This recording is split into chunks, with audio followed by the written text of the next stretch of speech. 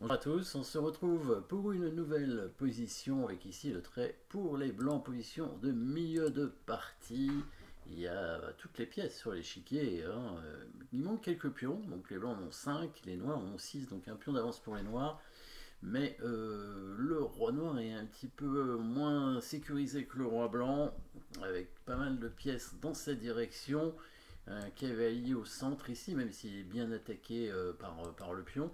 Mais il y a aussi la dame qui est pas loin, le fou. Alors le fou de case noire n'a pas bougé, mais il est aussi en direction du roi, hein. Dès que le cavalier E3 bouge, il y a la tour sur la colonne semi-ouverte, donc il y a vraiment pas mal de pièces en direction du roi. Et c'est pas tout, il y a aussi une attaque potentielle sur la dame avec la tour ici sur la colonne, une attaque à la découverte. Donc on voit pas mal de choses intéressantes, en tout cas pour les blancs. Il va falloir mettre tout ça dans l'ordre parce que on a quand même un cavalier attaqué. Alors pour l'instant, si le fou case blanche bouge, la tour n'est pas protégée.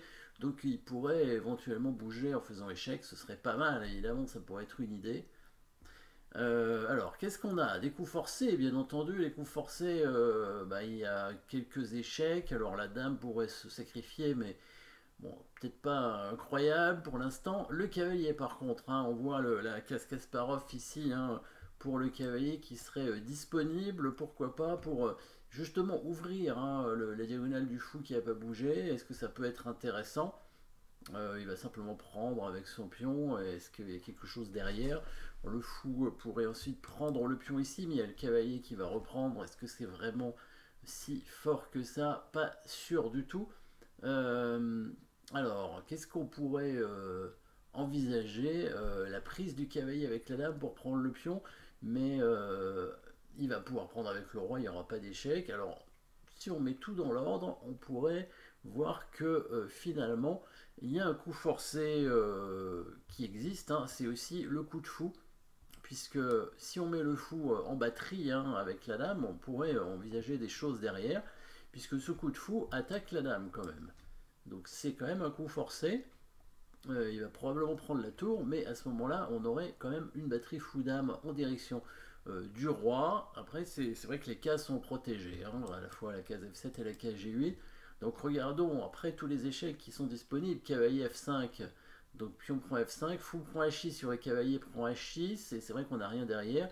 Est-ce qu'on peut envisager d'intervertir les coups, c'est-à-dire on peut quand même commencer par cavalier F5 et ensuite la prise du cavalier pour éliminer le cavalier afin de prendre le pion. Si on a mis le fou en B3, il ne peut pas prendre avec le roi. Donc ça veut dire qu'il va être obligé de prendre avec la tour ou le fou. Et à ce moment-là, on prendrait le pion qui ne serait pas protégé du coup. Le roi serait obligé de se mettre en H8 et le cavalier en E5 pourrait donner un échec en F7, hein, qui donnerait mat.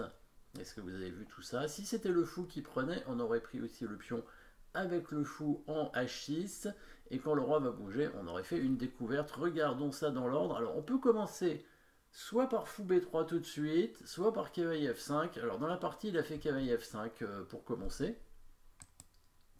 Mais un bon coup, c'est aussi de jouer le fou en B3 directement, hein, et sur la dame, sur le coup dame prend tour, on fait cavalier F5. Voilà, les deux sont possibles. Donc il a commencé par ce coup, donc les noirs ont quand même pris le cavalier.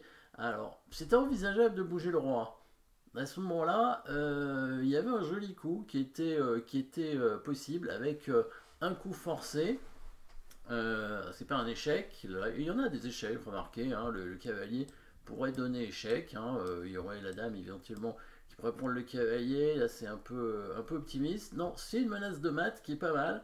Une jolie menace de mat. Bon, le roi noir n'a pas de case, hein, donc on pourrait facilement essayer de menacer mat, mais bon, il n'y en a pas tant que ça des menaces de mat. Alors il y a le coup le plus simple pour menacer mat, c'est fou prend pion, menace fou G7. Mais le coup proposé est meilleur, probablement, hein, avec la dame qui arrive en F7 pour menacer mat en G7, et elle est imprenable à cause du mat avec les deux cavaliers comme ça, un cavalier F7 ici. Et sur la prise du cavalier, on pourrait à nouveau remenacer mat avec cette fois le coup de fou prend pion. Toujours il ne peut pas prendre la dame, hein, toujours la même chose. Cavalier prend fou du coup, et là échec qui permet de mater rapidement avec la tour. On voit toutes les pièces blanches, hein, en attaque, hein, qui permettent ce qui permet de faire évidemment une attaque avec beaucoup de sacrifices, bien entendu. Il nous restera toujours des pièces à la fin, en plus la dame est imprenable. Dans la partie, il a pris le cavalier, donc du coup cette fois on ne fait pas d'un F7, mais on fait bien ce qu'on a proposé tout à l'heure, le coup fou B3, voilà, attaquons la dame.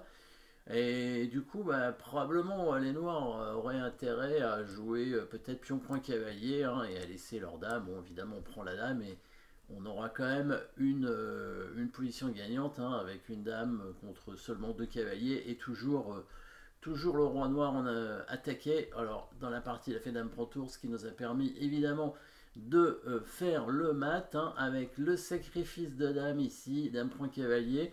Donc, s'il prend avec la tour. On prend le pion sur échec, il est obligé d'aller en H8 et le cavalier arrive pour donner mat. Donc ça c'est l'intérêt d'avoir mis évidemment le fou en B3, hein, c'est que le roi ne peut pas prendre la dame, donc il est obligé de prendre une pièce. Et s'il prend du fou, c'est la partie, il a pris avec le fou, fou prend pion, échec, voilà. Le roi vient en H8.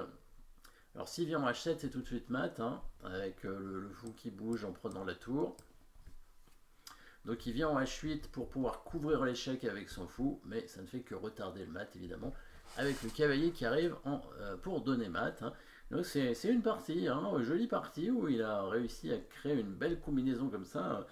S'aperçoit que le fait d'avoir la tour en H2 est important, parce que si elle avait été en H1, elle aurait été attaquée par la dame et il n'y aurait pas l'échec ou l'attaque à la découverte ici avec le fou. Donc voilà, les pièces sont bien placées pour cette combinaison. Voilà, merci d'avoir suivi cette position. N'oubliez pas de vous abonner et à très bientôt.